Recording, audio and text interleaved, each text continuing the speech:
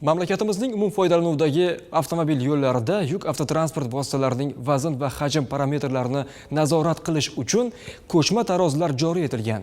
Nazorat reyd tadbirlari davomida haydovchilar tomonidan ko'chma taroziga qasddan shikast yetkazishga urinish holatlari ham uchrab turadi. Muxbirimiz Farg'onadan xabar qiladi. Farg'ona viloyati Ichki ishlar boshqarmasi, yo'l harakati xavfsizligi boshqarmasi hamda transport nazorati inspeksiyasi xodimlari bilan hamkorlikda nazorat reyd tadbirlari o'tkazilmoqda. Bunda asosan yuk avtoulovlari vazn va hajm parametrlari bo'yicha o'rganilmoqda. Xo'sh, bundan ko'zlangan asosiy maqsad nima? Yuk avtoulovlariga ortiqcha ortilgan yuk nimalarga sabab bo'ladi? Tahlil etamiz.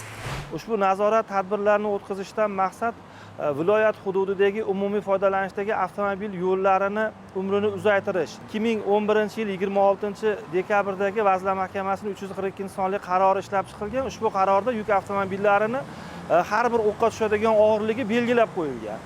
Belgilangan me'yordan ortiq yuk ortishi oqibatida avtomobil yo'llarimizni yaroqsiz holatga kelib qolyapti. Bu yaroqsiz holatga kelib qolishi yo'l transport hodisalarini keltirib chiqarishi mumkin. Bundan tashqari ko'priklarimizni hozirgi kunda yuk ko'tarish qobiliyatlari belgilangan holatda vazn cheklangan yo'l belgilari o'rnatilgan. Shunga qaramasdan yuk avtomobili haydovchilari me'yordan ortiq yuk ortib harakatlanish natijasida ko'priklarda ham buzilishlar yuzaga kelyapti. Farg'ona viloyati avtomobil yo'llari bosh boshqarmasi tasarrufidagi davlat muassasalarida jami 10 ta ko'chma tarozilar mavjud. 2024-yil davomida viloyat miqyosida jami 4553 ta yuk avtotransport vositalari nazoratdan o'tkazilgan. Shundan 113 ta holatda haydovchilarga nisbatan tegishli tartibda ma'muriy bayonnomalar rasmiylashtirilgan. Havo rusumli transport vositasi to'xtatilib, tekshirilganda ushbu transport vositasi umumiy vazni 48 tonna 850 kg yuk bilan harakatlanib kelayotganligi aniqlandi. 12 tonna 850 kg ortiqcha yuk bilan harakatlanib kelayotganligi aniqlandi. Ushbu haydovchiga nisbatan tegishli tartibda ma'muriy bayonnoma rasmiylashtiriladi.